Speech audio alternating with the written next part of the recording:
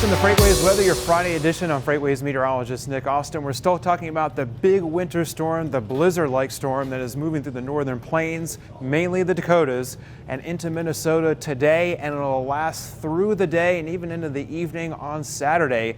This is a big storm, major disruptions on interstate travel and all the U.S. routes in the region, as well as the airports in the region, and all the oil and petroleum facilities too. Major disruptions for everything across mainly the central and eastern portions of North and South Dakota, and then over the state line in about the northern half of Minnesota. This storm will not start fading away until tomorrow night, maybe even into the day on Sunday. And during Saturday night and Sunday, some residual snow showers could form in parts of northern Iowa and over into Wisconsin. But the bulk of the storm is really today, tonight, and through the day and early evening on Saturday.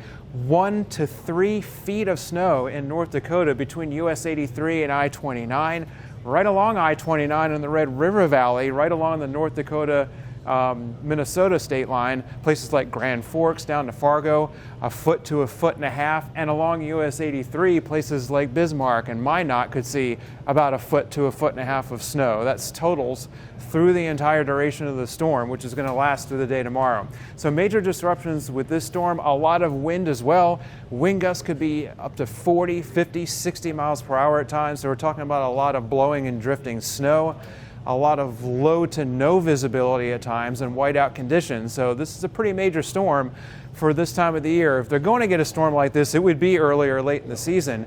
But even for an early season storm, this is really of historic proportions. The snow amounts really could rival those of a big storm that hit this area back in the 60s in early March. So this is going to be really big. I have to keep watching this for the next couple of days. Other than that, no major weather across the country. We'll have some showers and thunderstorms here and there across the plains and parts of the eastern U.S. as well, but nothing major as far as a flood threat or a severe weather threat, so that's the good news.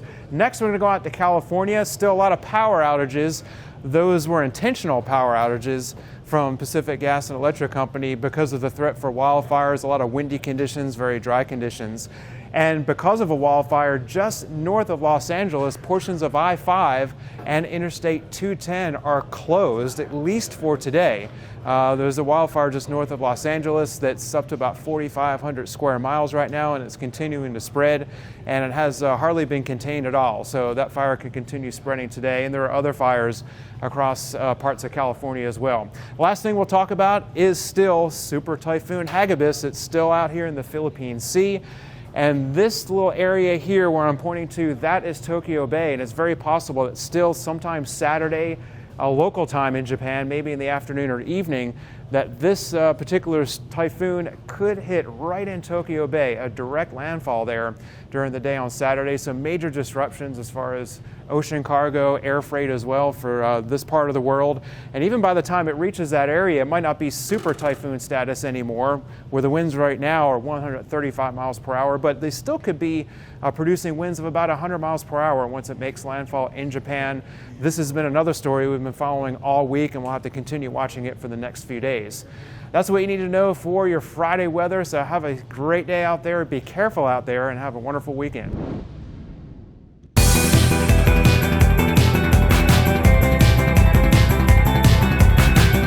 Welcome to your Friday Carrier Update, sponsored by Powerfleet. My name is Kyle Cunningham. Let's talk a little bit about what's going on in terms of reefer freight in Cincinnati, Ohio. You got your Blue Mountain here. This is your reefer outbounds approaching 9.91%, and your reefer outbound volume. Lots of options heading out of this market here, this green line, waiting at the dock about 184 minutes, up a little bit from last week, but that's okay. We'll see how that rolls over next week. Moving over, we can see that the long haul tendered freight outbound to Cincinnati, big jumps up from the front of October. So looking real good. Brand new index inside of Sonar. Very important to pay attention to this one.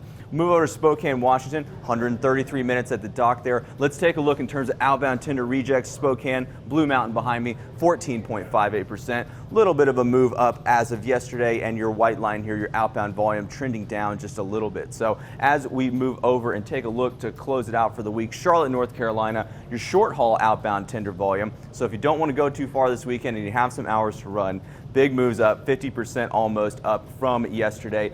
As we can see here, the outbound rejections, the outbound volume is still pretty low and trending down. but short hauls will keep you rolling. As always, thanks for watching your carrier update, and we'll see you next week.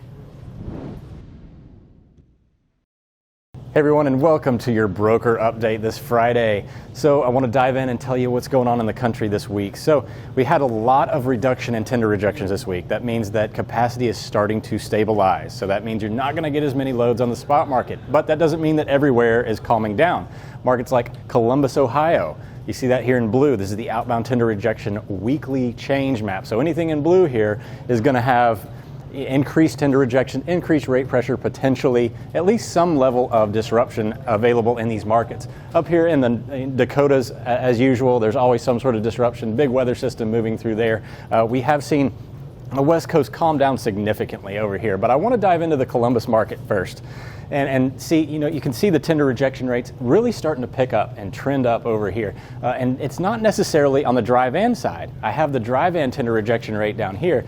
It's very smooth, but the reefer tender rejection rate really spiking here at the end. So unusual for this market to see this level of reefer demand cause that disruption. So potential load board activity here, check that out. Make sure that your margins are as high as they can be. Not a lot of opportunity for, not as much opportunity for van in this market. Next up, the Pacific Northwest continues to be the most destable market or region of the country this week.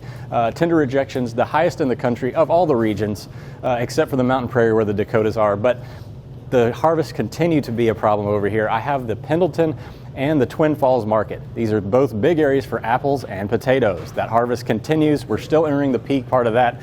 Seattle and Portland down here, not so much. So make sure that you really focus on the outlying areas of the Northwest region this week. And that'll do it for our brokerage update. Make sure to subscribe to us on our YouTube channel and follow us on all our social media outlets, LinkedIn, Facebook, Instagram, and Twitter, and have a great weekend. Coming at you live this November in Chicago, FreightWaves is debuting the next chapter of the world's most advanced freight market dashboard, Sonar 5.0. Sonar 5.0 will bring a fresh new look, more amazing insights, and additional weapons to give users the clearest vision yet into freight movements around them.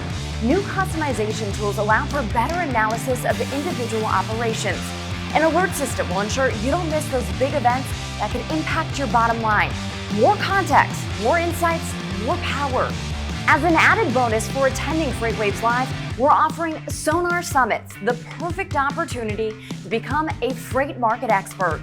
Users will be able to navigate the constantly changing freight markets like never before. Join us at a Sonar Summit at FreightWaves Live this November 12th and 13th in Chicago.